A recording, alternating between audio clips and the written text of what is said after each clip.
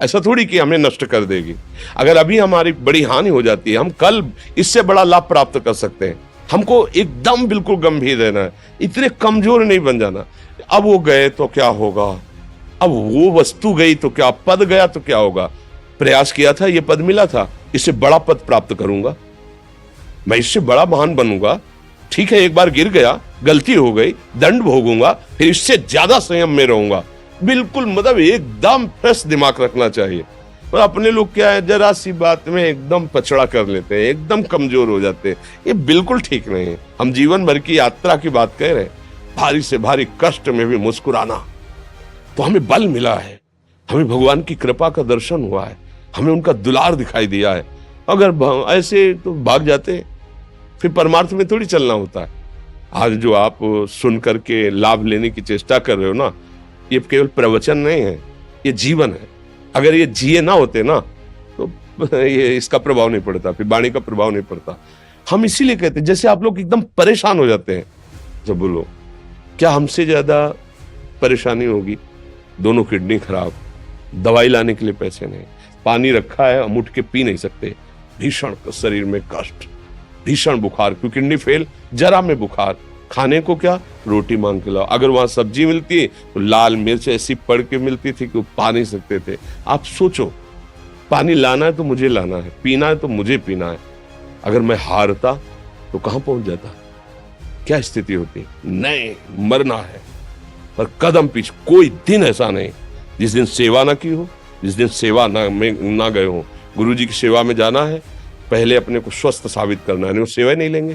तुम बीमार हो, तुम कष्ट में हो, ऐसे उनकी दृष्टि बड़ी शांत है। उनकी सेवा की, आके लेट गए, फिर हिम्मत की, अपनी श्री जी की सेवा की, मधुकरी नहीं गए, 3-3 4-4 दिन भोजन नहीं गए, पर सेवा नहीं छोड़ा, दिनचर्या नहीं छोड़ी। और उसका प्रधान कारण संयम, ब्रह्मचर्य, भगवत आश्रय, नाम जप, कभी हारने नहीं दिया। अभी भी थोड़ी देर बाद डायलिसिस शुरू हुआ, हारने, आपको हारे हुए नजर आ रहे हैं। शरीर में पीड़ा है, किडनी फेल है, ऐसा थोड़ा हम स्वस्थ बैठे हैं, पीड़ा है, बार बार प्यास लगती है, थोड़ा थोड़ा पानी मिलता है, लेकिन हम आनंदित हैं, हम प्रसन्न हैं। हम लड़ाई में हारे नहीं हैं, ना हारेंगे, हम जीत चुके हैं। हम अपने मालिक के भरोसे में अपना संवाद, तो वो ये हम अपनी बड़ाई नहीं बता रहे, हम आपको बता रहे समस्या। सोचो, तुम्हारे पास तो माँ है, भाई है, बहन है, परिवार है, कोई ना कोई तो है ना। मेरा किसी ने कभी जीवन में ध्यान भी नहीं दिया। क्यों? बचपन से बाबा जी बन गए, किसी से प्यार नहीं, किसी से संबंध नहीं, कोई जानकारी नहीं, हम कहाँ हैं, वो कहाँ है, किसी से कोई मतलब नहीं। अच्छा, जवान साधु कौन श्रद्धा करे? कभी गांव जाने की हिम्मत नहीं पड़ती कि रोटी मांग ले, पता नहीं लोग क्या सोचेंगे, क्या भावना कर ले। हम दरवाजे पे खड़े हैं, क्या कैसी भाव, जो हमारे सामने आकाश वृत्ति से आया यौवन अवस्था में, वही पाया, अन्यथा भूखे रह गए। जब हम हर समय अपने को विवेक के द्वारा सावधान रखे, तो हम कभी निराश नहीं हुए, कभी उदास नहीं हुए, कभी ऐसा नहीं लगा कि यार हम दुखी, कभी नहीं लगा। उसी का फल है कि उस सुख का संकेत मिल गया जहां दुख की निशानी भी नहीं है। वही उसी के बच्चे हो, हम सब उसी धातु से बने हुए हैं।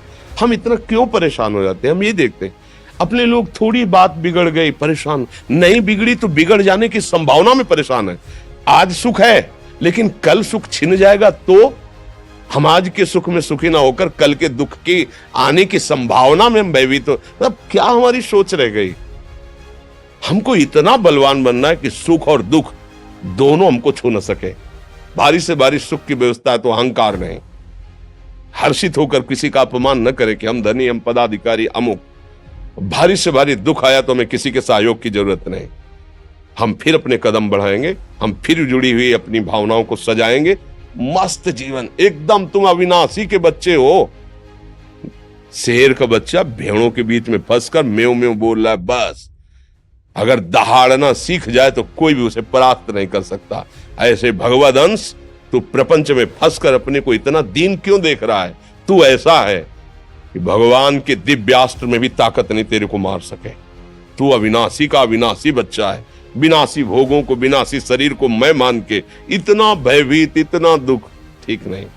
ये सबके लिए, केवल एक के लिए नहीं। आप समझो, आप लोग सोचते हैं हम गृहस्थ होकर भला ऐसी स्थिति कैसे?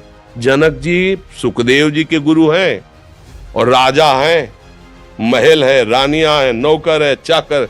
क्या सुखदेव जी जिनके शरीर में लंगोटी भी नहीं है, दिगंबर, परमहंस के गुरु हैं जनक जी जो राजा हैं। समझो आप ऐसा ना सोचे कि हम नौकरी कर रहे हैं, हम संसार में, हम गृहस्थ हैं, हम आध्यात्मिक की ऊंचाई पर नहीं चढ़ सकते। नहीं, आप एक सरकारी नौकरी या आप किसानी या व्यापार करते हुए आप एक अध्यात्म की ऊंचाई में चढ़ सकते हैं। और अध्यात्म ही है जो तुम्हें इस माया के दुख सुख से ऊपर उठा सकता है। दूसरा, चाहे जितनी संपत्ति आ जाए, आप सुखी नहीं हो सकते। सब देख लो, आंख खोल के देख लो, अध्यात्म ही है जो तुम्हें हर कष्ट सहकर मुस्कुराकर जीने का रास्ता बता देगा। आप आनंद